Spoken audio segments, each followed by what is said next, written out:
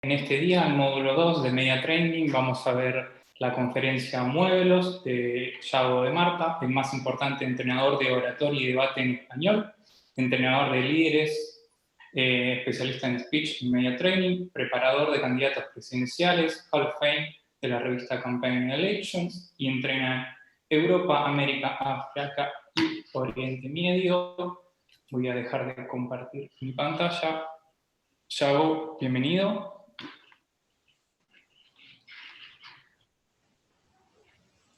Hola a todos. ¿Qué tal? ¿Estás en pantalla? Perfecto. No estoy. Sí, aquí te vemos. Voy a dejar de compartir la pantalla, así te puedes ver. Ahí te escuchamos. ¿Estamos ya listos? Sí. Puedes comenzar. Vale. Cuando tú me digas, coloco tu presentación. Pues sí, colócala ya. Y si te parece bien, para mantener el espíritu de los eventos físicos, cuando diga next, cambiamos de slide. ¿Te parece bien, Jonathan? Perfecto. Entonces, ya la paso a presentar en pantalla.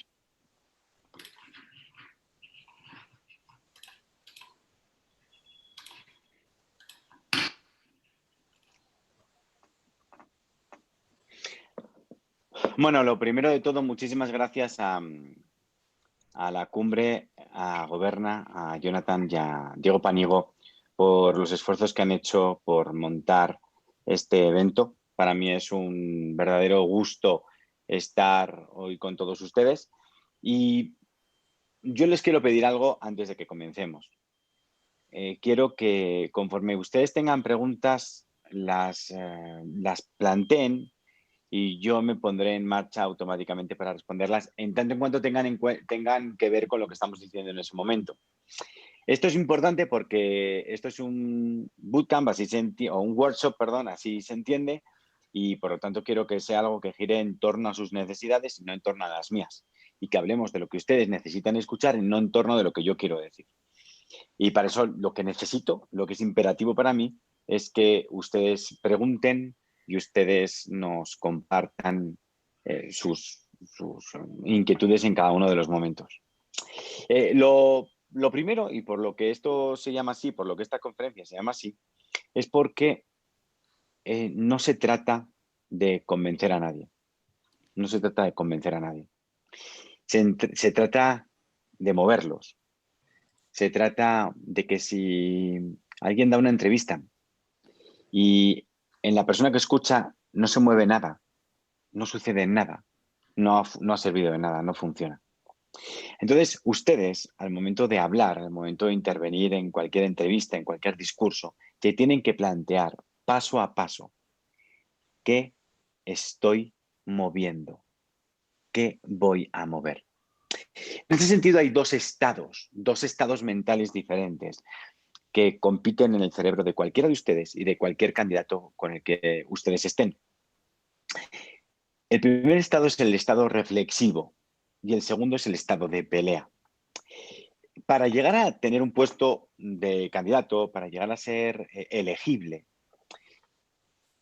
se busca en gran medida el estado reflexivo, es decir, la intelectualidad, la reflexión, la capacidad de encontrar soluciones. Sin embargo, al momento de subirnos a un atril, al momento de llegar a una entrevista, lo que se espera de nosotros,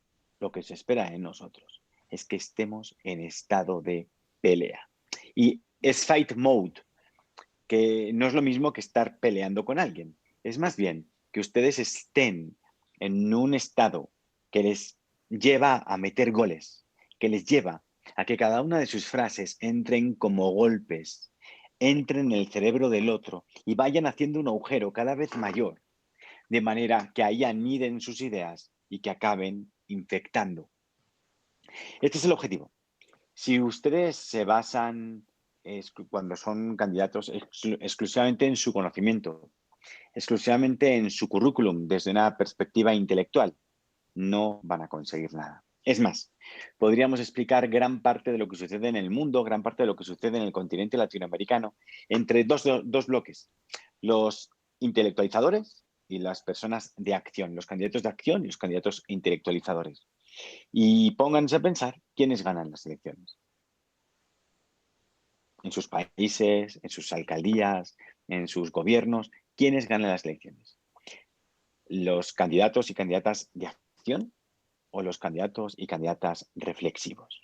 Si quiere, podrían compartir las respuestas mientras que me estoy hablando para ver qué cantidad de candidatos de acción notan que efectivamente son los que típicamente se llevan las elecciones competidas. Típicamente las elecciones competidas. El segundo elemento que les voy a plantear hoy, a ver, yo no sé, un segundo.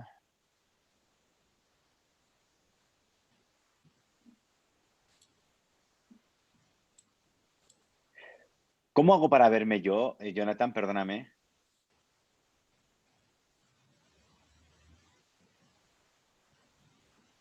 Jonathan, ¿me oyes? No me oyes, ¿verdad? Vale. Sigo. El siguiente elemento, next. Jonathan, next. No, tampoco me oye para eso. Tampoco me oye para eso. Contexto. Todos están de acuerdo en que los que mueven son los de acción, que el estado reflexivo no es el que mueve a la gente. Está muy bien tener ese currículum, está muy bien tener ese camino, está muy bien tener ese sostén intelectual, pero la gente necesita sentir que es una persona de acción. Luego lo explicaré más detalladamente, pero es imprescindible que se entienda como una persona de acción. El problema es que en el camino el político desarrolla unas habilidades que no son las mismas que necesita a la hora de competir. Por poner un ejemplo, un ministro. Para elegir un ministro lo elegimos por su capacidad de gestión o por su capacidad intelectual, su preparación. Y nos encontramos una persona que en el despacho es muy, muy buena. Pero al momento de ponerla frente a miles y millones de personas, en un discurso, en una entrevista, en la televisión o en un vídeo, resulta que no saben qué hacer. Se pierden. Son animales que no saben estar en esa selva. ¿Y por qué no saben estar en esa selva? Porque han sido entrenados toda la vida para un deporte diferente. Y ahora les ponen en un deporte de acción y siempre se entrenaron para un deporte reflexivo. Por lo tanto, ¿en qué consiste parte de nuestro trabajo a la hora de entrenar a alguien para las entrevistas, para los discursos, para los debates? En transformarlos en personas de acción, manteniendo toda su capacidad intelectual intacta para que sean capaces de todavía llegar más lejos, todavía mover más. Porque algo está claro, ¿eh? De nada serviría, digo, pues si alguien tiene alguna duda, de nada serviría ser exclusivamente una persona de acción si no hay un fondo intelectual. Eso entiendo que para todo el mundo está claro. Luis González está preguntando, a ver, un candidato que ha ganado siendo reflexivo y otro que es... mira, es que siendo reflexivo es muy difícil ganar, dice Luis. ¿Nos podrías dar un ejemplo de un candidato conocido que haya ganado siendo reflexivo? Es muy difícil ganar en un estado reflexivo, porque la otra persona va a responder a al punto número 13 que voy a tratar el día de hoy. Entonces, como le va a costar mucho responder esa que es la gran pregunta, el reflexivo casi nunca lo va a conseguir. Pero, por ejemplo, que esté en un fight mode o que esté en un estado de acción, es claramente Obama o lo estaba, o lo estaba Trump. La mayor parte de las veces, cuando viene una situación competitiva, se notan los atributos de acción. Ahora, hay veces que por contexto hay una figura que llega muy potente a la posición final de las elecciones, aunque venga de una posición reflexiva, pero entonces no es un entorno competitivo. Esto es una comparación un poco que tendríamos que elaborar cercana a la empresa, a los conceptos empresariales. Hay que darse cuenta de la diferencia de estar en un entorno competitivo o llegar a una elección que ya está hecha. Hay candidatos que son de acción, que no tienen un fondo intelectual y que llegan a un estado donde no hay competición al final, esas personas van a perder. Dice Ulises, Rafael Correa de Ecuador, en Ecuador, ministro reflexivo, y en ese campo reflexivo demostró de acción total. Bueno, Rafael Correa ha sido tremendamente de acción y como candidato era de acción. Como candidato era de acción. Next. La gente dice, Laura hace una pregunta tremenda. ¿Y el presidente Mujica? Mira, el presidente Mujica, cuando lo escuchas, está en un estado mucho más energético que parece en las fotos. Es que tienes que escucharlo. Y las personas que lo escucharon en Uruguay encontraron a un líder que no solo era capaz de reflexionar en un alto nivel, sino que era una persona de acción, con ideas claras, y se notaba en ese modo. Eso se ve muy claramente en muchas entrevistas, se le ve claramente en muchos de los discursos. Seguimos. La atención. ¿De qué va esto? ¿De qué va todo esto? Esto no va de tener likes, esto no va de que nos siga mucha gente en las redes, esto no va de que se hable de nosotros porque sí. Este juego va de dónde están los ojos de la gente y de estar nosotros donde están sus ojos. Es decir, esto va de la transacción de la atención. Los ojos de la gente están puestos ahora mismo en sus celulares, en sus tabletas, en sus computadoras. Tenemos que ser los mejores jugando en una pantalla de 5 pulgadas. Tenemos que ser los mejores jugando, teniendo en cuenta que a la vez que hablamos, hay una aplicación que se llama Instagram o hay una aplicación que se llama TikTok, que es infinitamente más atractiva que cualquier candidato medio de cualquier lugar del mundo. Competimos con eso. No solamente competimos con el otro candidato. No solamente tengo que ser más entretenido que el otro candidato. Tengo que ser más entretenido que TikTok, porque si no, se van a mirar TikTok. Tengo que ser más entretenido que Instagram, porque si no, se van a ir a mirar Instagram. Con lo cual, tengo que ser más entretenido, los tengo que captar más. Tengo que manejar y entender que lo más importante es la atención. Es más. Dicen que lo más importante es colocar el mensaje. Lo habrán oído muchas veces. Sin embargo, colocar el mensaje es bastante fácil si tienes en cuenta lo que es verdaderamente complicado. Lo que es verdaderamente complicado es retener al público el tiempo necesario como para colocar tu mensaje. Esa es la clave. Esa es la clave. Que seas suficientemente entretenido, que pasen suficientes cosas como para que la gente se quede contigo y acabe escuchando cada uno de esos mensajes. Eso es lo importante. Así que ustedes tienen que cambiar el panorama. Ustedes no están hablando solos. Ustedes no están soltando mensajes. Ustedes no están soltando ideas. Ustedes están atravesando cerebros o están perdiendo. Y tienen que hacer esa comparación continuamente. Estoy atravesando cerebros, estoy metiéndome en su cabeza, estoy atrapando su cabeza, estoy atrapando su atención o estoy perdiendo. Cuando uno entiende el juego así, todo cambia. La entrevista cambia. Cada minuto que pasa cambia.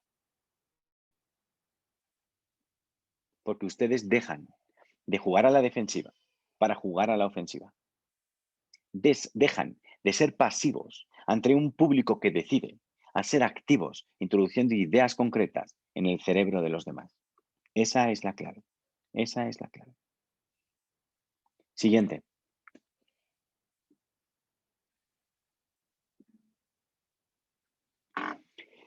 Para que esto funcione, tenemos que entender cómo funciona el cerebro. Cómo funciona el cerebro de cualquier niño. Porque si lo piensan, cada uno de ustedes, que son personas preparadas, en el fondo, cada uno de nosotros, padecemos los mismos males o mismas limitantes que padece un niño pequeño. Nos aburrimos, nos cansamos, nos ponemos a pensar en otra cosa. Y cuando nos cansamos, cambiamos de actividad automáticamente. No es un proceso reflexivo, No es que yo piense, oh, mira, me está aburriendo el discurso de ese político, voy a hacer otra cosa. No, no funciona así.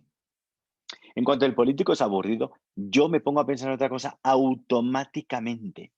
Y cuando me pongo a pensar en otra cosa, paso a ser un elemento contrario, enemigo, un problema para el mantenimiento del mensaje y la llegada de las ideas que tiene el político. Por lo tanto, ¿qué es lo que ustedes deben hacer? Igual que con un niño, asegurarse de que están dando gratificación inmediata, continua. Todo el rato tiene que pasar algo. En cada pregunta tiene que pasar algo. En cada respuesta tiene que pasar algo. En cada párrafo tiene que pasar algo. Si no pasa nada, la gente se va a ir a pensar en otra cosa, automáticamente, ni lo dudo. Por lo tanto, ¿de qué manera nosotros damos gratificación? ¿De qué manera hacemos eso? ¿De qué manera hacemos que todo el rato pase algo? Una de las maneras que ustedes tienen es en plantearse la comunicación desde la perspectiva en el que las mayores maestras que ustedes tuvieron sobre storytelling, que no está en ninguna universidad, se las enseñaron. Es decir, ¿quiénes les enseñaron las mayores lecciones sobre storytelling que recibieron en la vida? No se las dio un profesor en la universidad, se las dio su abuela, se las dio su madre o se las dio su padre. Con cada cuento que les contaba, le estaban enseñando la mecánica de esa historia, la mecánica de la atención. ¿Qué hacía y qué no? Que es que ustedes se quedaran cautivados. Porque ustedes eran el público más difícil. Jamás hubo un público más difícil que el que ustedes eran entonces. Y era todo un reto para sus padres captar la atención de ustedes. Y lo mantenían con contrastes, con cambios de volumen, con silencios, con bruscos cambios.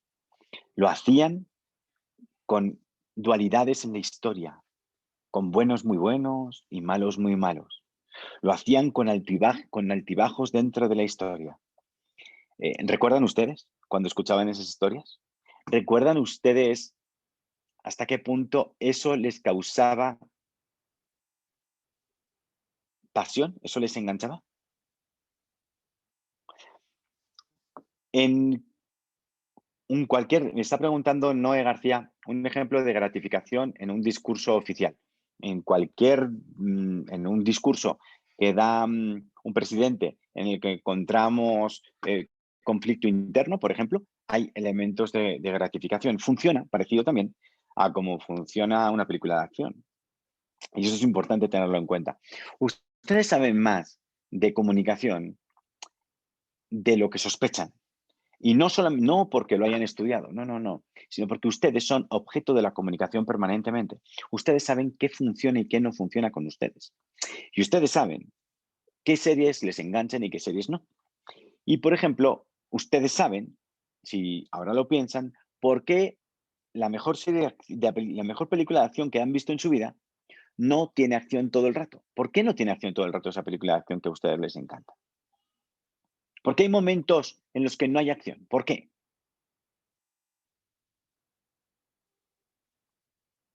Estoy esperando a ver si alguien contesta.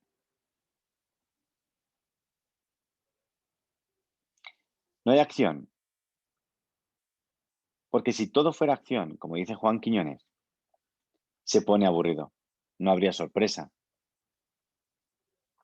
Pero más allá de eso, porque como le dijo Jack Kerouac a Allen Ginsberg, si todo fuera verde, no existiría el verde. Si todo fuera verde, no existiría el verde. La acción es acción, tiene valor, porque hay momentos en los que no la hay. Lo que quiero llegar es que ustedes, cuando miran de manera crítica lo que viven, cuando viven de manera crítica su manera de interpretar la literatura, el cine y la música, se dan cuenta de que hay pistas que ya intuían y que no las han puesto en práctica solamente porque no desmontaron su experiencia. No hay mayor juez de un discurso que el propio espectador. No hace falta ser un experto en Twitter para dar un juicio. Es más, ni siquiera funciona así un debate. Los expertos salen en la televisión o salen en Twitter, que es su ecosistema natural, y el día que hay un debate te dicen, no es que este se tocó la nariz o cruzó los brazos. Y ustedes, cuando se olvidan de lo que saben, cuando se olvidan de todo lo que han aprendido, se dan cuenta de que esto no funciona así, de que cuando están viendo un debate funcionan unas variables mucho más sencillas que todo eso. Funcionan, me gusta o no me gusta, me cae bien o no me cae bien, le creo o no le creo. Y así sucesivamente. No es nada complejo, nada complejo. Déjame un momentito que voy a repasar los comentarios que había, espacio en las emociones. Ok, estoy de acuerdo con todos, creo yo. Un ejemplo de gratificación, o es el call to action de traer algo vivo. No entiendo el comentario de David Melo, pero ejemplo de gratificación, o sea, yo lo he puesto un montón de ejemplos de gratificación, desde las dualidades hasta la construcción de los personajes, hasta las subidas y bajadas. Todo eso te lleva a la gratificación. Un político que rememora durante sus discursos las denuncias contra la corrupción. Todo depende, dice Natalie Vergara. Es un ejemplo de gratificación. Depende de si eso genera una respuesta en la gente o es ya verde. Es decir, vuelvo al concepto de Jack Kerouac. Jack Kerouac es un escritor de la generación Beat. Él decía, si todo fuera verde, no existiría el verde. Bueno, pues si estamos todo el rato hablando de lo mismo, llega un momento en el que eso pierde valor. De nada sirve hablar todo el rato de lo mismo. Eso quita todo el valor a hablar de corrupción, por ejemplo, ¿no? Llega un momento en el que ese tema está manido y tiene que haber elementos que le den una perspectiva diferente. Si no, ustedes se aburren como se han aburrido de series, de sus series favoritas, como se han aburrido de sus cantantes favoritos. Lo curioso es pensar que ustedes se han aburrido de algunos cantantes y de algunas series en la segunda temporada, al principio de la tercera, y realmente piensan que de sus clientes no se van a aburrir nunca. O sea, ¿por qué sus series les aburrieron? Cuando entienden eso, cuando entienden por qué su serie les aburrió, la serie que más les gustaba, esa serie les aburrió y se pusieron a ver otra cosa. Cuando entienden eso, han entendido casi todo. Porque han entendido cuál es la relación del espectador con la acción, con la narración. Siguiente.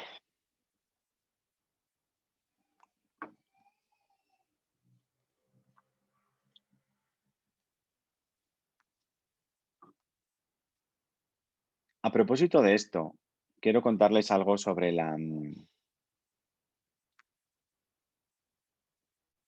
Uy, perdón. Ahora me he perdido. Ya no sé dónde tengo lo de las preguntas.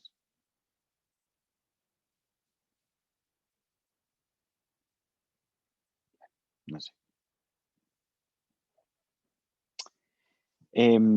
A propósito de las historias, a ustedes les han enseñado, les han hablado mucho de storytelling. Y me gustaría que me cuenten por qué.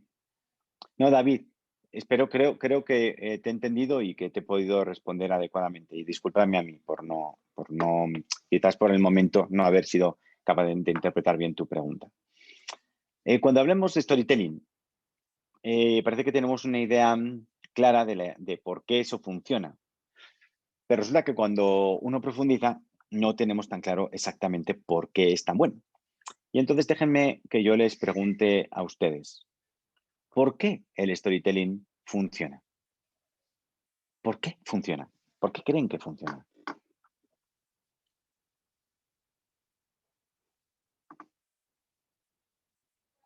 Porque conecta con el público.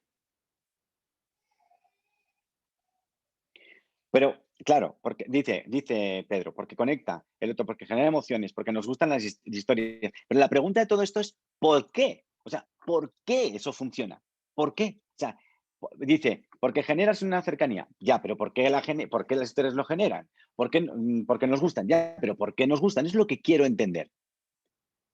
Porque es lo que hace llevar el mensaje directamente a la gente. Ok, bien, porque lo sientes. Ok. Vamos a hacer un experimento con Luis González. Luis González, ¿estás ahí?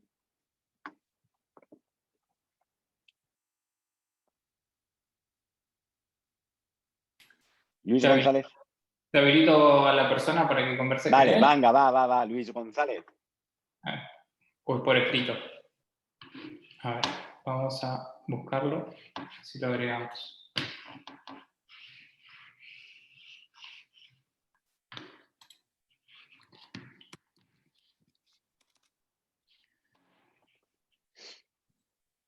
Y Luis González, ¿puedes hablar?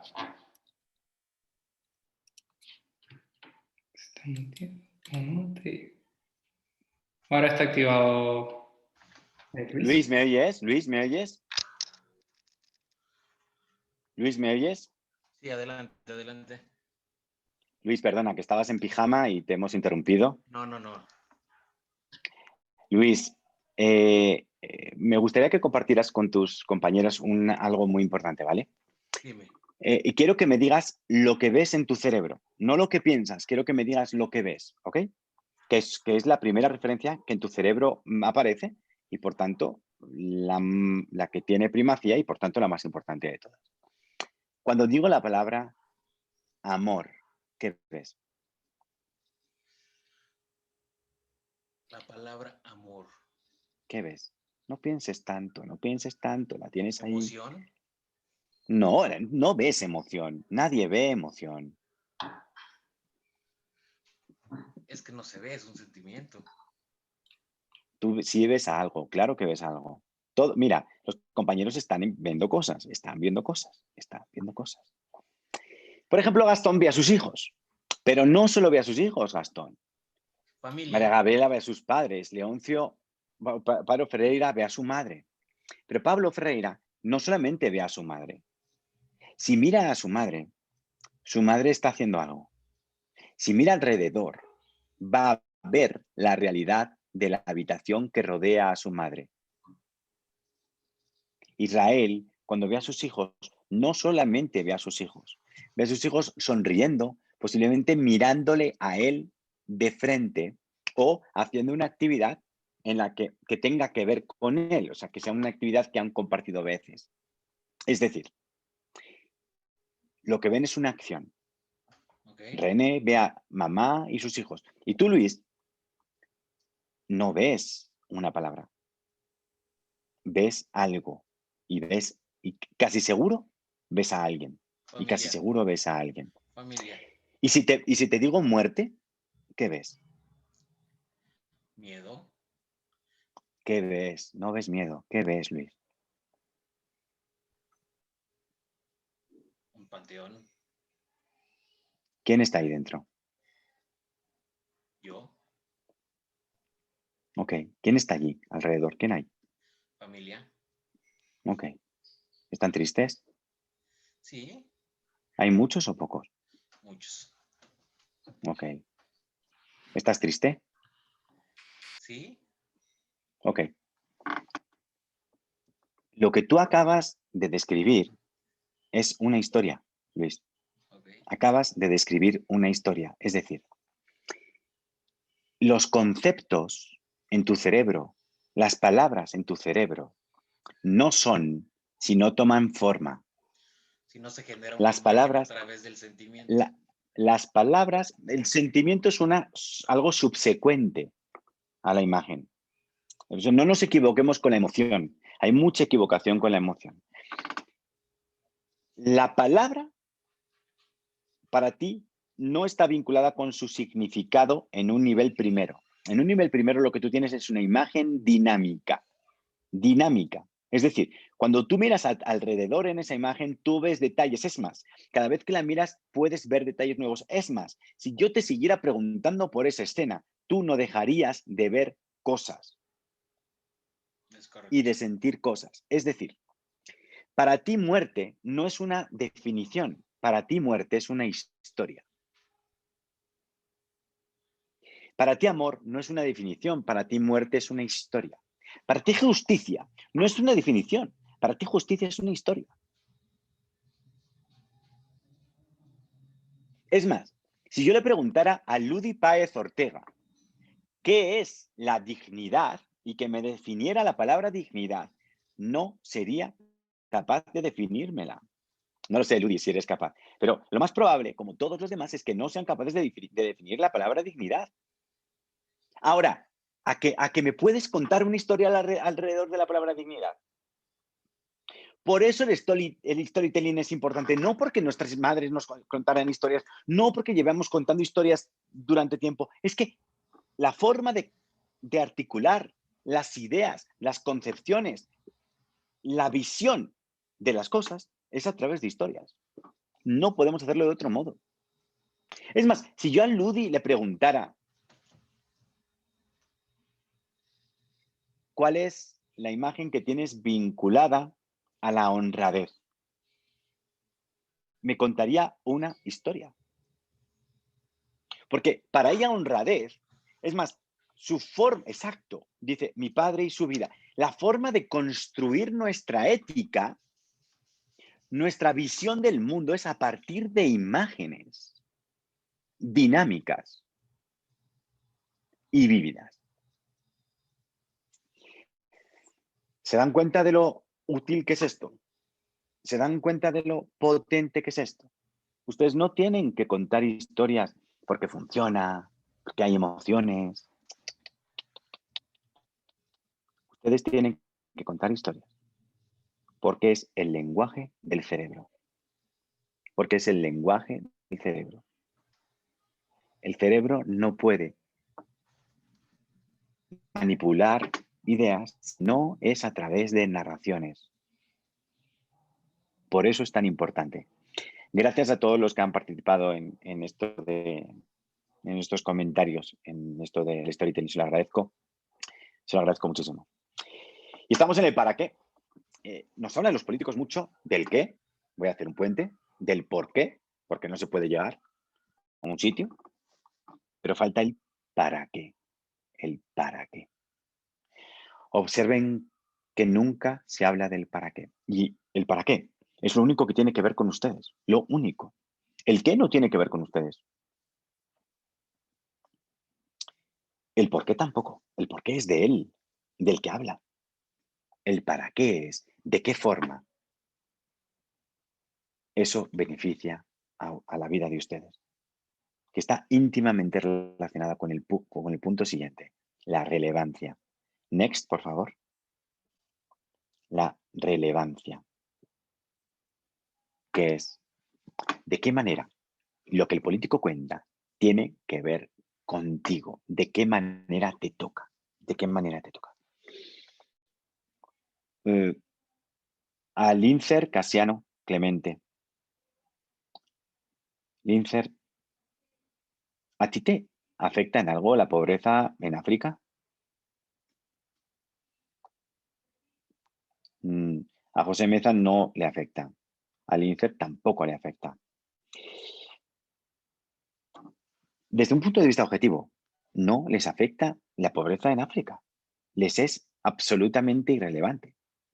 Solamente cuando se consigue hacer ese mensaje relevante para ellos, es decir, que tenga que ver con ellos, comienza a afectar. ¿Por qué a nosotros nos importa lo que sucede en una región del país lejana a la nuestra? Porque solamente nos importa cuando consiguen que ese hecho, que ese cambio, que ese qué nos hable a nosotros. Es decir, que sea relevante para nosotros. En el caso de un niño de África, bastaría con que yo le dijera a Marcela Rosales, me dedicara un tiempo, hablando lento, a explicarle, a contarle cómo pasa el día un niño en África, para que ella comenzara a sentir esa sensación de tener el estómago vacío y no poder comer y no tener nada que llevarse a la boca. Y al poco rato, los segundos, ella tiene una sensación en el estómago que le lleva a generar identificación, que es más importante que la empatía. Identificación. Y por tanto, eso es relevante para ella. Las cosas que son relevantes para nosotros o lo son por relación directa o lo son por identificación. Pero entendamos algo. Si las cosas no son relevantes para nosotros, desconectamos. ¿Alguien ha leído La rebelión de Atlas? ¿Del grupo? ¿Alguien lo ha leído? La rebelión de Atlas. Si nadie lo ha leído, pues decir no, para que alguien se anime y diga sí. No, o sea, nadie lo ha leído, La rebelión de Atlas. Bueno, a ver, Quetzalide, perdóname por no pronunciar bien tu nombre. ¿Me puedes compartir cuál es tu novela favorita? ¿Quetzalide?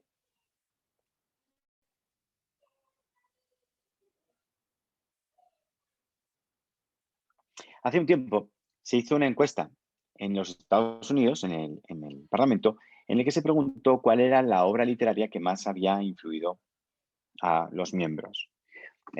Hubo dos libros que quedaron por encima de todos. El primero fue la Biblia y el segundo fue La rebelión de Atlas. La rebelión de Atlas es un libro escrito por una mujer llamada Ayn Rand, que se basa en una línea filosófica que se llama objetivismo, basada en la idea del individualismo. Yo me pregunto, ¿por qué alguien querría escribir una novela para hablar de filosofía? ¿Por qué no escribir un libro de filosofía? Yo les voy a decir más. Es más, Ayn Rand escribió libros de filosofía que han sido leídos por muy poca gente. Sin embargo, lo más exitoso ha sido un libro gigante llamado La rebelión de Atlas. Otro que es muy interesante, que se lo recomiendo, también pueden ver la película, que se llama The Fountainhead, El manantial. Ese también fue muy leído. ¿Por qué le fue rentable contar la historia, hablar de su filosofía en forma de novela? Dice María Gabriela porque llega a todos contando una historia. Pero es más que eso, María Gabriela. ¿Qué pasa con el personaje y tú cuando acabas de leer una novela? ¿Qué pasa mientras que lees una novela? ¿Cuál es la relación entre tú y el personaje?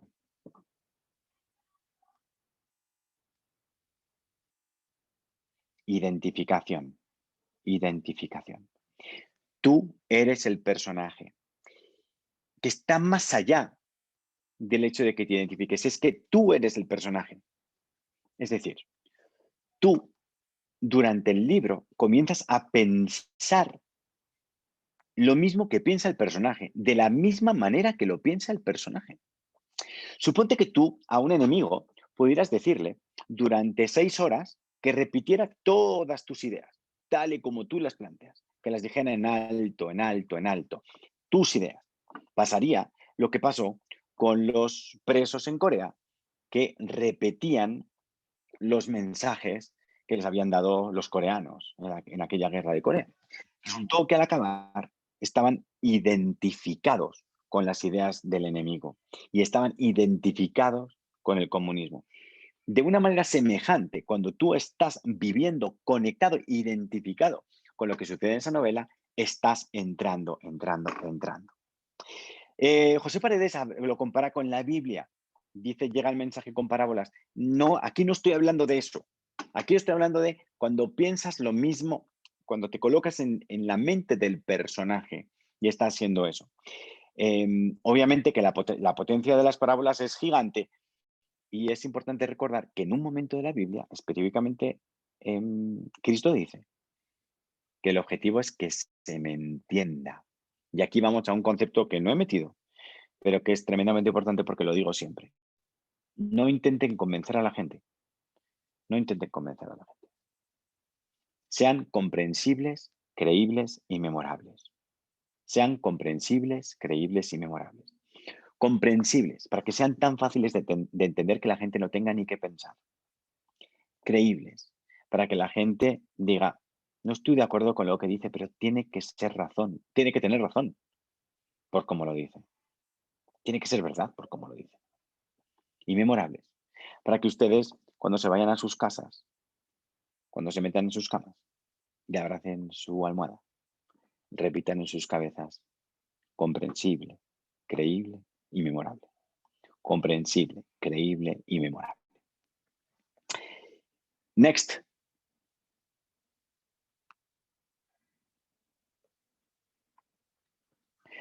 Dice María Gabriela Yago, entonces se puede decir que todo parte de crear una identidad y a partir de ahí empiezas a emitir juicios. Los juicios se emiten desde el principio, intervengamos o no. Los juicios son preexistentes y funcionan de manera automática. Siempre estamos haciendo juicios. Para lo que sirve en generar identificación es para que en el momento que tú entras allí, esos juicios pasan de ser una dualidad a estar enlazados contigo, parten de ti. Y una de las formas de crear identificación que nosotros tenemos es crear espacios compartidos.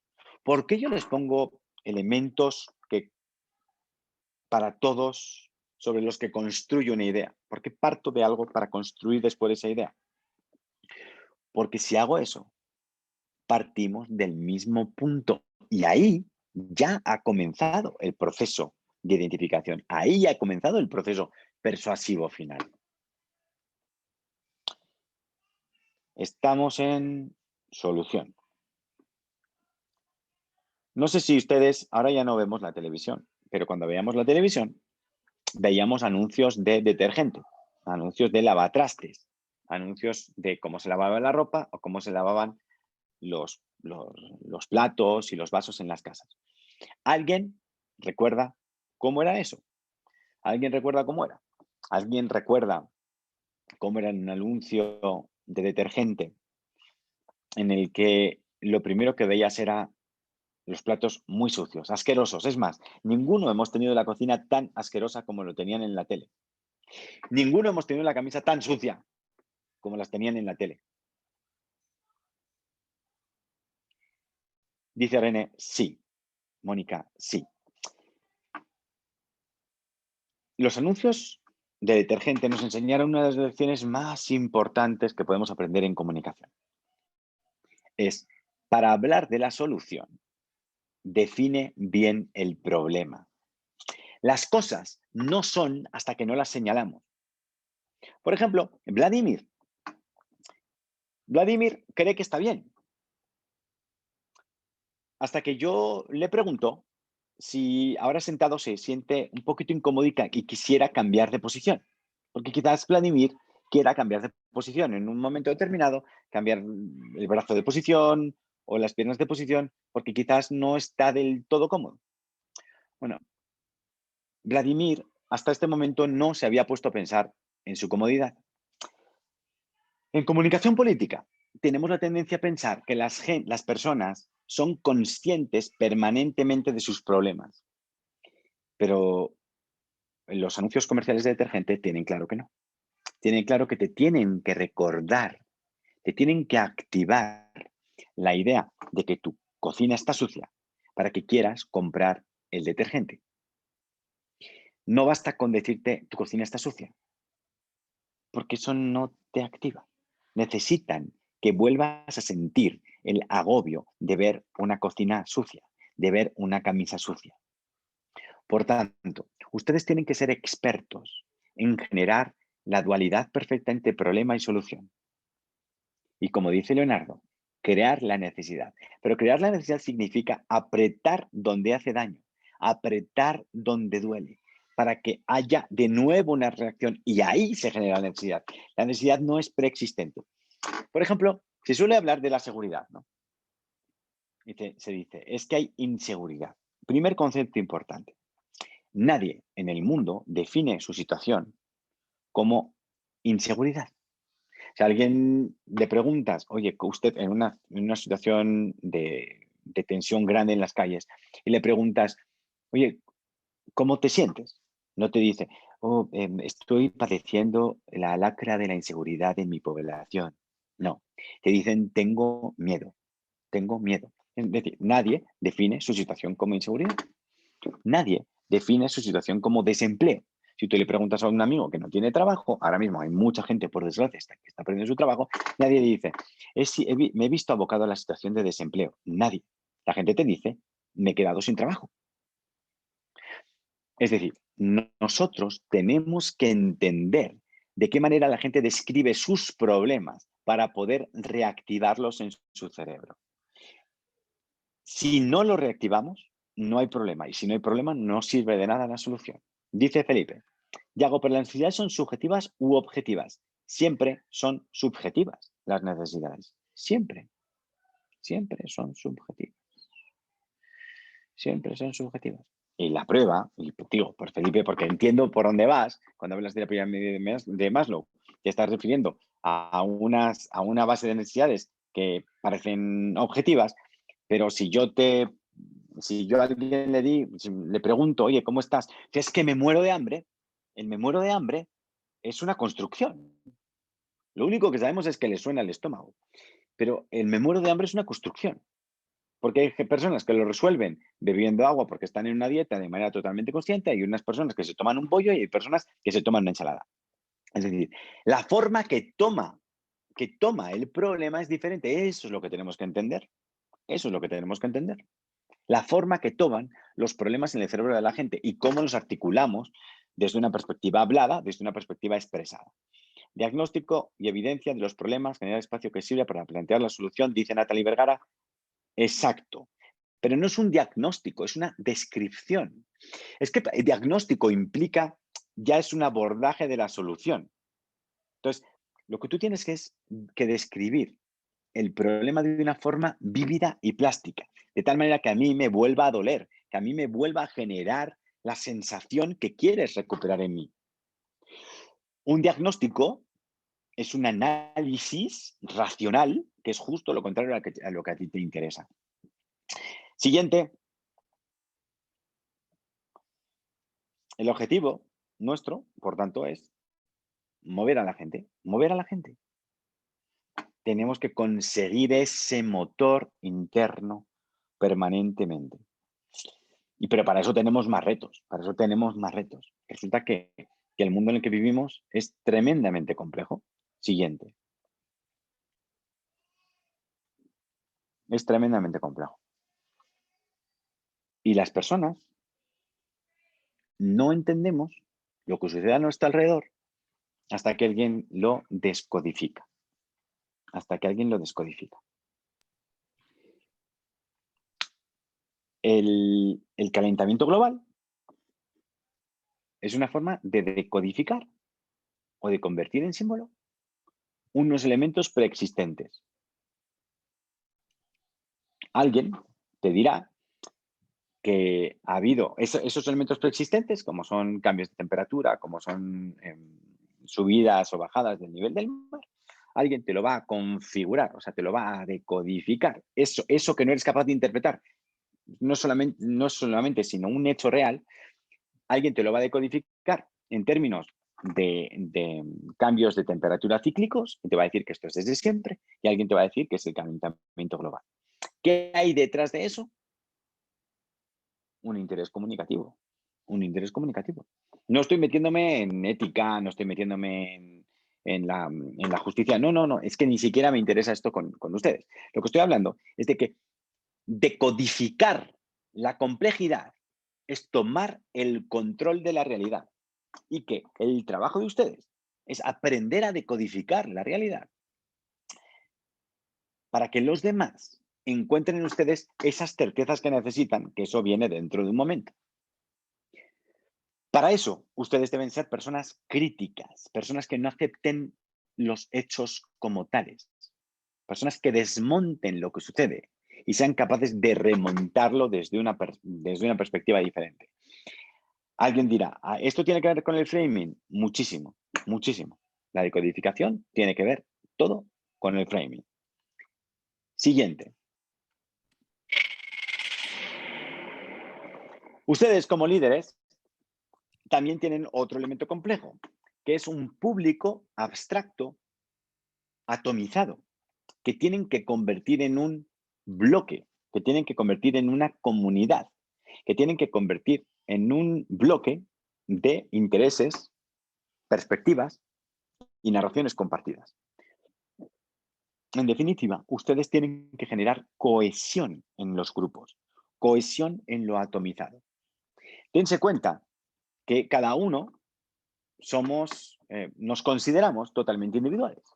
Pensamos que tenemos nuestros propios gustos. Sin embargo, las personas antes no escuchaban trap y ahora todo el mundo escucha trap. Las personas jamás habían consumido tantos productos sin gluten. Y usted podrá decir, bueno, pero es que antes no había. Ya, pero es que las personas que padecen ese problema se pueden morir. Es decir, ¿cuántas había antes y cuántas hay ahora? Ustedes se creen muy individuales, yo me creo muy individual, pero acabo vistiendo como millones y millones y millones de personas. Y creo que son mis propios gustos. Lo que quiero transmitirles con esto, entre otras cosas, es que ustedes y yo, que nos consideramos tan listos y tan preparados, es más, podríamos considerarnos magos de lo nuestro, caemos en los trucos de otros magos y no somos capaces ni siquiera de verlo. Y en otros casos, nos pasa como a los cirujanos, que aunque somos capaces de ver el truco, nos sigue pareciendo atractivo. Es decir, identificar el truco como mago no nos exime de caer en el truco del otro. ¿Ha quedado claro lo que quiero decir? Por lo tanto, ustedes tienen que jugar entre esta doble dualidad, entre crear una cohesión y apelar a la individualidad. En ese doble camino está el trabajo que tienen que hacer ustedes. Tienen que convencer a la persona, tienen que introducirle en una identificación de grupo, como para sentir que él está arropado por más personas y que no se exima de su lugar en ese grupo, y al tiempo que tome el control de su decisión, como para entender que sin su participación estricta no se va a poder ganar ese domingo. Enzo me quería decir que no me entendía o que no a otra cosa, porque si no me podrías preguntar exactamente, Enzo, que no entiendes, y te lo contesto ahora mismo con todo el gusto del mundo.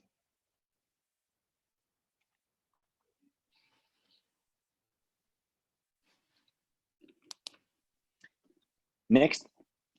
Ok. No entiendo. No queda claro, pero que no queda. René, ¿puede poner un ejemplo? Esto de poner ejemplos es curioso, porque los ejemplos los estoy poniendo con ustedes. O sea, cuando digo que ustedes se creen individuos, pero están siendo parte de grupos, y les digo que hace 15 años les gustaba una música diferente que la de ahora, y que además no solo eso, sino que le gusta la misma música que le gustan millones de personas, y que ven la misma serie que ven millones de personas, y que se visten de la misma forma que se visten millones de personas, con las mismas marcas que se visten millones de personas. Lo que estoy diciendo es que ustedes se creen individuos, pero no lo son tanto como creen. No lo son tanto como creen. Acaban haciendo lo mismo que los demás. Por tanto, la clave consiste en determinar los elementos comunes que configuran ese grupo al que ustedes quieren apelar, incluso desde una perspectiva del consumo. Es más, nada define a un ser humano tanto como el consumo. No sé si aquí hay alguna persona que tenga más de 40 años. ¿Alguien que me escriba aquí que tenga más de 40 años? A ver, Mario Rodríguez. Mario Rodríguez, ok. Mario Rodríguez, ¿cuántos años sientes que tienes? ¿Cuántos años, perdón, sí, dinos cuántos años sientes tú dentro que tienes?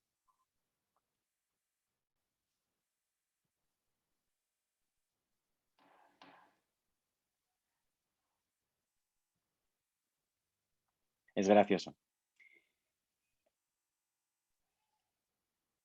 Todos nos sentimos que tenemos menos edad de la que tenemos, especialmente nuestras generaciones. Especialmente nuestras generaciones. Todos nos sentimos que tenemos menos edad de las que tenemos. Entonces yo les voy a hacer una pregunta y no la voy a responder. Les voy a hacer una pregunta y no la voy a responder. Desde una perspectiva, si todos ustedes sienten que tienen menos edad de la que tienen, a la hora de hacer yo un estudio de conducta del votante, ¿debería tener en cuenta la edad que creen que tienen o la edad que tienen?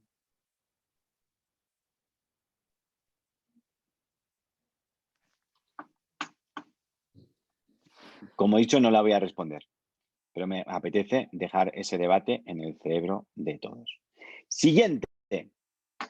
Ay, perdón. Contraste. Perdón. Atrás.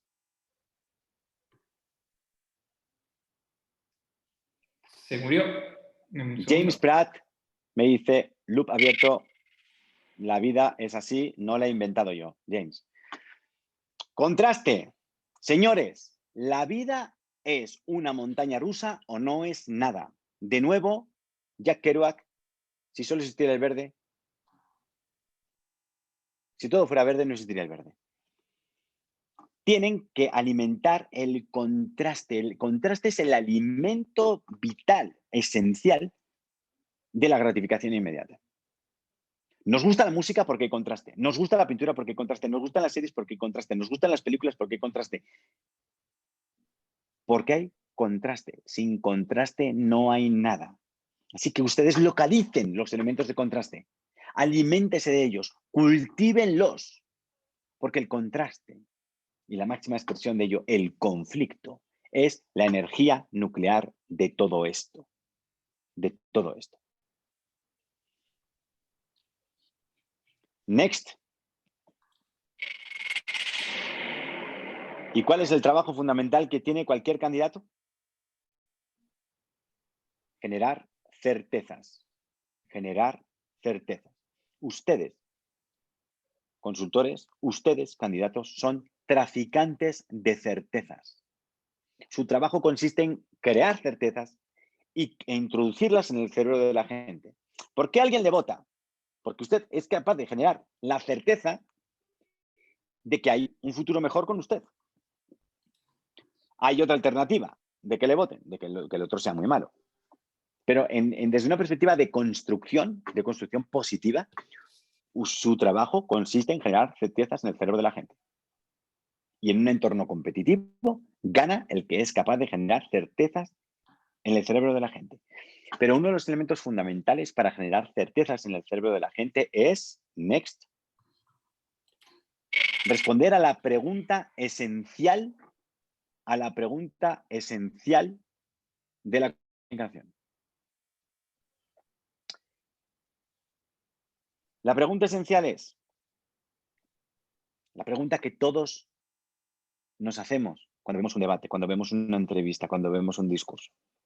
La pregunta es, ¿este señor, esta señora, es capaz de sacar esto adelante? ¿Es capaz de sacar esto adelante? Esto no tiene que ver con el conocimiento, no tiene que ver con el currículum, tiene que ver con, ¿es capaz? ¿Esa persona es capaz? ¿Tiene la fuerza suficiente? ¿Tiene la energía suficiente? ¿Tiene la audacia suficiente? Es decir, ¿es una persona de acción? ¿O es solo reflexiva? Ahora, si tiene las dos es ideal. ¿Tiene lo que hace falta? ¿Tiene lo que hace falta? Como concepto general, ¿tiene lo que hace falta?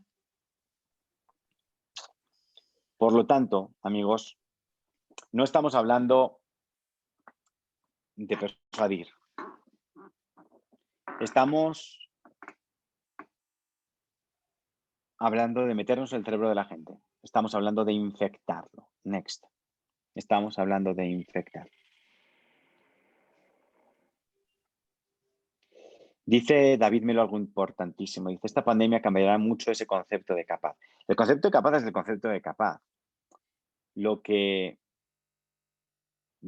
está cambiando es que estamos hartos de gente que que confunde certezas con promesas, que nada tiene que ver. Certezas con promesas, que nada tiene que ver. Dice René que hay problemas de audio, no lo puedo controlar, perdóname, o sea, no sé si yo tiene que ver algo conmigo o no, no lo sé. Repito, señores, no se trata de que convenzan, se trata de que infecten, se trata de que sean comprensibles, creíbles y memorables.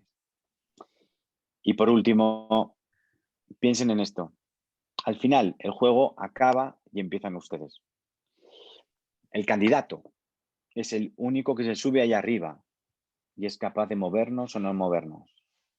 Y cuando el candidato se sube allá arriba está solo. Mi trabajo consiste en acompañar al candidato cuando está solo.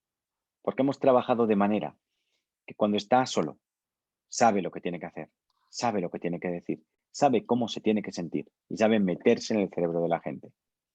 Sabe ser más potente, sabe ser comprensible, creíble y memorable. Sabe llegar a la gente, sabe moverlos. Y en eso consiste todo. Y en definitiva, tanto si son consultores como si son candidatos, esto solamente consiste en una cosa. Next.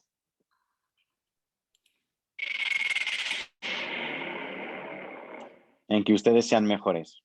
En que ustedes sean mejores. En que ustedes se esfuercen más. En que ustedes den más. En que ustedes lean más. En que ustedes sean más críticos. En que ustedes dejen de verse desde una perspectiva pasiva para ser elementos activos. Que sientan que ustedes tienen responsabilidad de lo que les pasa, de lo que sucede a su alrededor. Cuando eso lo hacen, todo cambia. Y aprovecho para recordarles, la clave de la comunicación es la atención. La clave de la comunicación es la atención. No son los likes, no son las redes, no es el ego, es la atención. La gestión de la atención es donde nosotros tenemos la materia prima con la que construimos lo demás. Se habla mucho del qué y del por qué, pero lo más importante es el para qué, que es donde comienza la relación de ustedes con lo que sucede. No se trata de que demos promesas, no se trata de que generemos ficciones, se trata de que generemos certezas. Y la certeza es la idea viva de algo futuro como cierto. La idea viva de algo futuro como cierto. La relevancia es la importancia que toma lo que escuchan ustedes para ustedes. Y observen que hoy todo ha pasado por ustedes. Todo ha nacido de ustedes y ha muerto en ustedes. Porque ustedes han sido parte del proceso intelectual y narrativo de esta presentación. Porque su objetivo final no es dar un mensaje, no es dar argumentos, no es que les den la razón. El objetivo final que tienen ustedes es infectar. Si hay alguna pregunta, vamos a tomarnos 10 minutos, Jonathan, para hacer preguntas, por favor, porque como hemos hecho tantas.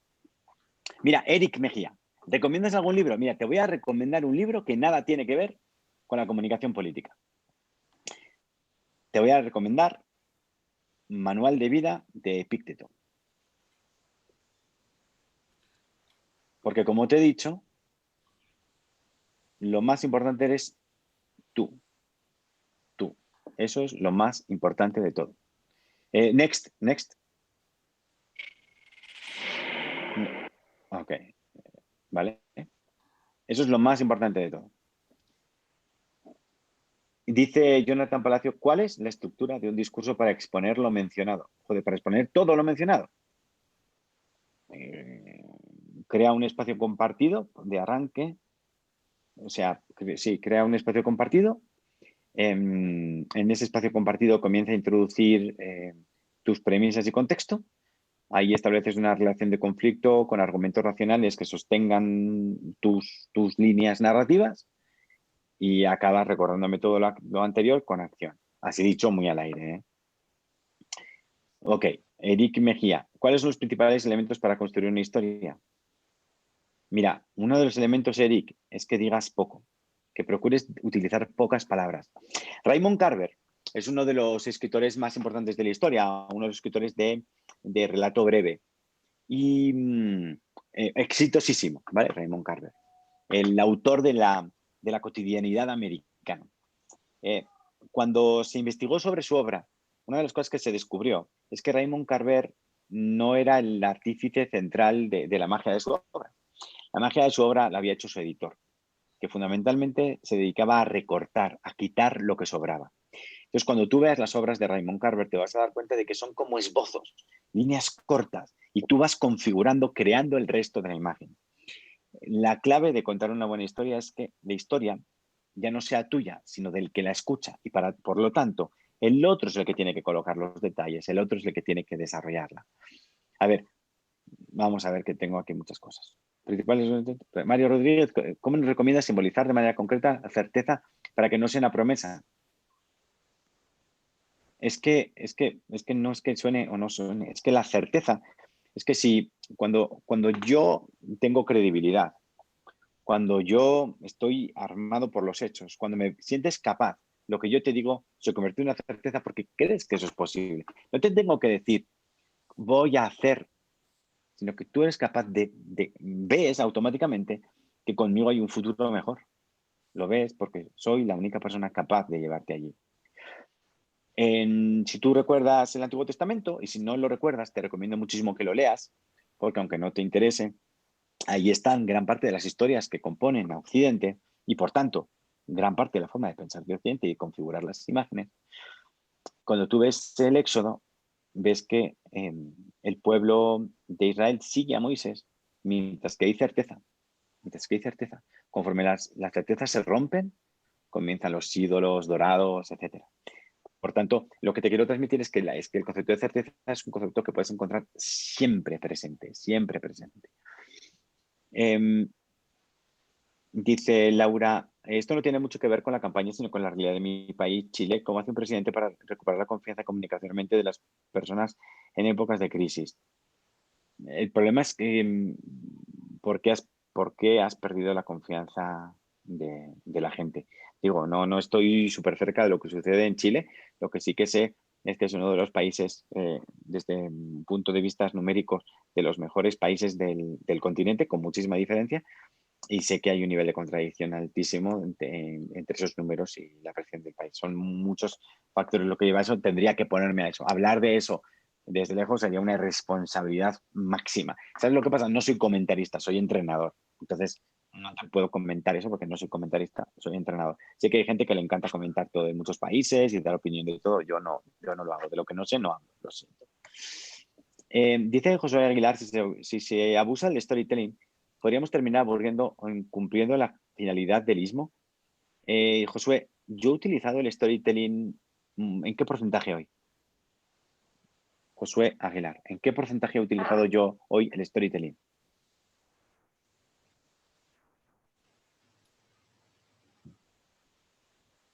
Todo. Josué Aguilar, ¿puedes escribir? O has escrito y no te he visto, perdón. ¡Hala! 80, 90.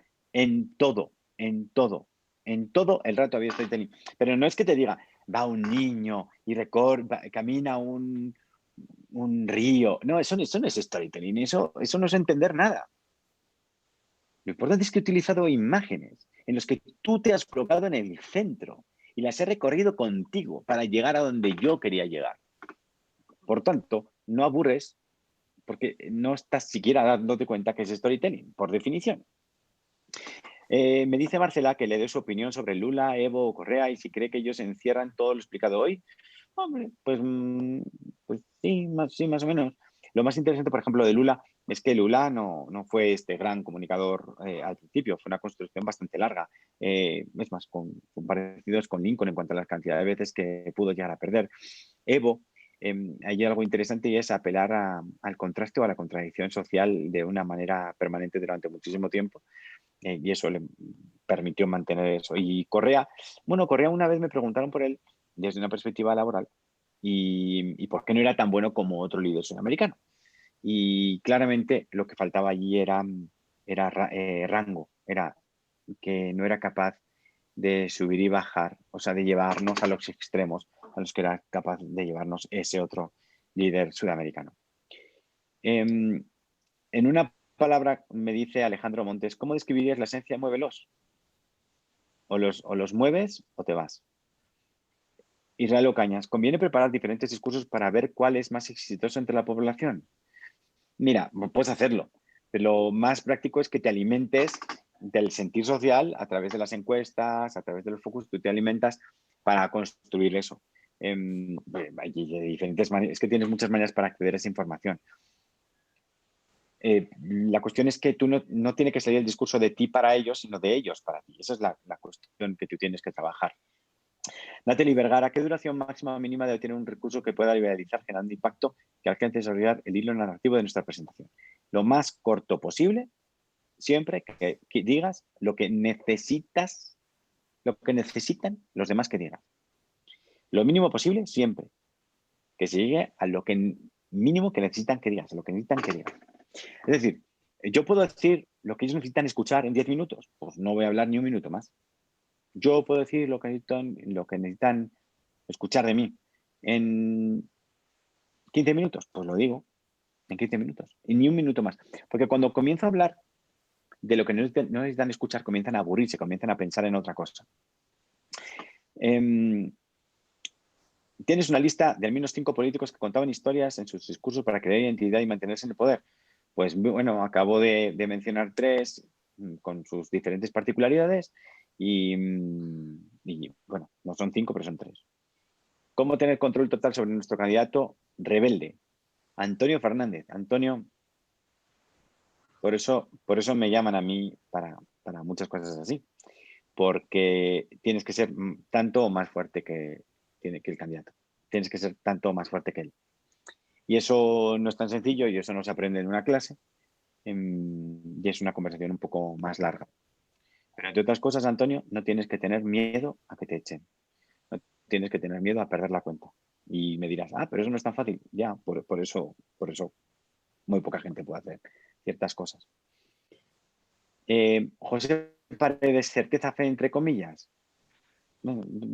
Si es entre comillas, muy comillas, super comillas, sí. Israel Ocañas, conviene preparar diferentes discursos para ver cuál es la situación. ¿Por qué estoy viendo lo mismo otra vez? Jonathan, un método que recomienda para indagar problemáticas y construir el storytelling. Mira, hay ya elementos de análisis electoral que te dan para saber cómo está funcionando una sociedad, pero hay más, hay más. Hay cosas que sabemos, pero nadie nos ha dicho que las sabemos. Por ejemplo, Natalie Vergara, que me está preguntando antes, a veces se siente incomprendida, ¿sabes? A veces se siente incomprendida. Y se siente segura de lo que sabe, pero muchas veces está escuchando a otro y duda de que sepa lo suficiente. Por ejemplo, ¿vale? Por ejemplo. Aquí estabais comentando esto. Cítanos, me dice Eric, cítanos algún tipo de historia construida con uno de tus asesorados en Latinoamérica. Eric, una de mis características es que no hablo de mis clientes. Muchos aparecen, están en internet, pero es que me parece que no encuentro un deporte como poco práctico. Yo hoy observen lo que he hecho. No les he dado una conferencia hablando del político. Les he hecho una conferencia hablando de ustedes. Porque ustedes son los consumidores del político. Yo puedo hablar de la Coca-Cola como la Coca-Cola, o puedo hablar de la Coca-Cola desde la reacción del consumidor ante la Coca-Cola. Y si observan, esta perspectiva es mucho más rica que yo me ande poniendo medallas, diciendo dónde he estado y esas cosas que es que no les llevan absolutamente nada. Y lo siento, pero es que no hago esas cosas. Historia de éxito. Bueno, mira, antes hemos hablado de 3, pero también hemos hablado antes de Obama. Hay muchísimas historias de éxito donde estas cosas se usan. Pero fíjense, a mí más que fijarnos en políticos, les animo, Eric, a que se fijen en esa persona que le vende y que le anima a comprar más. En esa persona que cuando se la encuentra le alegra el día. observen cómo funciona esa gente que es capaz de modificar el estado de ánimo de ustedes, porque de ahí tienen mucho más que aprender que el político que sale en la tele, que finalmente es el señor, es lo que es. Pero estas personas que son capaces de moverles, de transformar su día, esas personas son las que tienen que observar ustedes.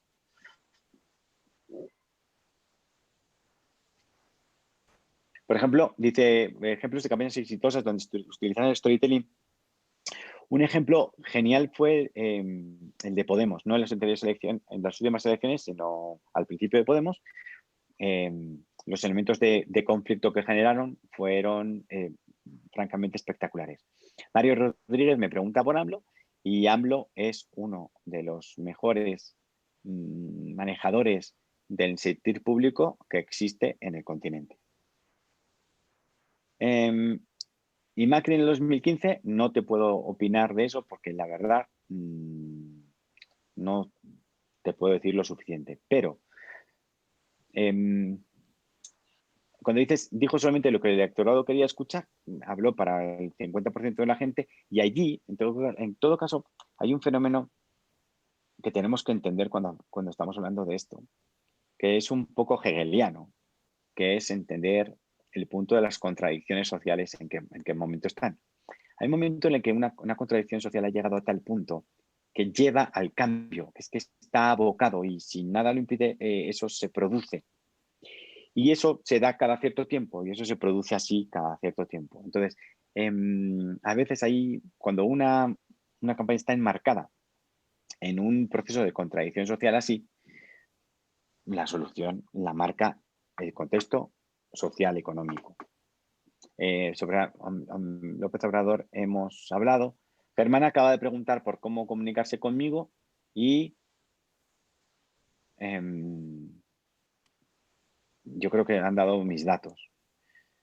Cristian Fuentes me pregunta por Luis Lacalle Pou. Pues Luis Lacalle Pou estuvo a punto de perder por muy poco y podía haber comunicado mucho mejor. Es que está o sea, no es tan difícil eso. Pero bueno, ganó por muy poco y creo que lo está haciendo muy bien y eso me alegra mucho porque necesitamos gente que lo haga bien. Pero la verdad es que pues no lo sé tanto como me gustaría. Es decir, pregunta, nos gustaría escuchar su opinión sobre políticos como Lula, Evo, Correa engloban lo explicado, eso ya lo he contestado antes. ¿Te basas en un método de estructura para iniciar un story? No. Me baso en localizar qué imágenes son las que tú manejarías. Por ejemplo, ¿no? ¿Estás ahí?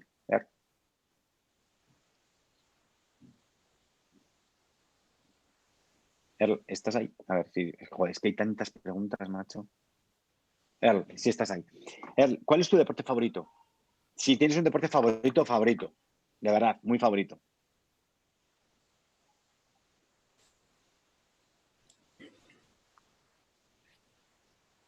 Correr. Okay. Sabes que te habrás dado cuenta de que la comunicación política es como correr, ¿verdad? Cuando no tienes meta es muy, muy difícil. Es muy difícil correr cuando no tienes meta. Porque no puedes regular tus fuerzas. No sabes a qué velocidad correr. Porque no sabes cuándo vas a acabar de correr. ¿A que me has entendido muy bien, Earl?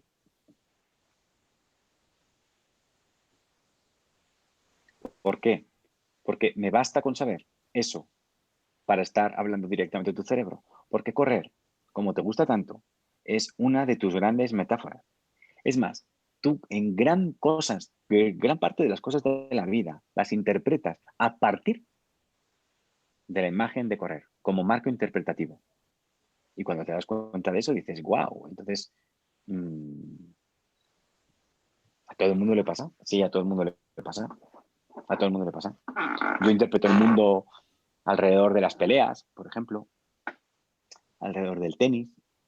Un arquitecto es incapaz de articular el mundo al margen de una construcción.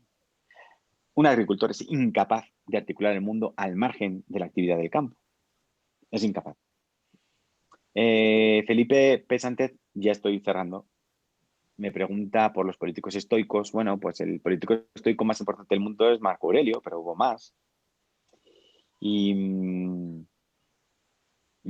mira, yo no, o sea, no quiero hablar mucho de esto de estoicismo hoy, pero el estoicismo, si a alguien le entra la curiosidad, les va a ayudar a tomar control sobre sí mismos, a distinguir lo que pueden controlar de lo que no, a ponerse objetivos que les permitan ser más fuertes, a no enojarse.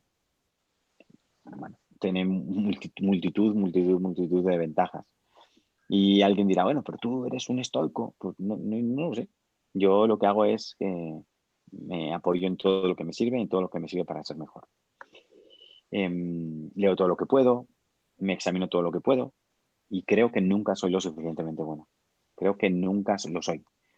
Es más, no creo que nunca piense que he llegado a ninguna meta porque siento que siempre estoy corriendo. Como diría, que siempre tengo una carrera nueva y que nunca estoy del todo preparado para ella y que siempre tengo que dar el máximo. Les agradezco muchísimo la atención, les agradezco muchísimo la participación en esto. Para mí es un gusto compartir y sobre todo que lo hemos hecho genial, ha estado súper participativo, ha sido una pasada. Yo he disfrutado muchísimo de ustedes, he disfrutado muchísimo de sus comentarios y sus preguntas. Se dice que cuando se hace a través de la pantalla hay mucha distancia, con ustedes no ha habido distancia, hemos estado muy cerca. No les he visto, pero hemos estado muy cerca. Si quieren que sigamos en contacto en Instagram, en Twitter, en Facebook, lo podemos estar, ya más yo contesto en esas redes. Y nada, les agradezco muchísimo su voluntad de aprender. Sobre todo que ustedes, como yo, están aquí hoy porque creen que no son suficientemente buenos. Y eso es lo mejor que les puede pasar en la vida. Así que muchísimas gracias y a seguir peleando. Bueno, muchas gracias, Yago. Como él dice, lo pueden seguir en @Yago de Marta. Yago tiene varias ponencias en los libros de la Cumbre Mundial de Comunicación Política que les estaremos compartiendo en el campus para que puedan seguir leyendo material de él. Esta conferencia de todas formas está grabada, pueden reverla cuando quieran. No se olviden de participar en las redes para los sorteos. Y con esto nos despedimos. Muchas gracias, Yago. Y bueno, esperemos. Gracias a todos. Tenía Chao, una chao. reunión y por culpa de ustedes voy a llegar muy tarde. Muy bien. Por culpa de todos ustedes. Gracias por tu tiempo. Gracias a todos. Bueno, nos vemos mañana. Chau, chau, buenas noches. Buenas noches.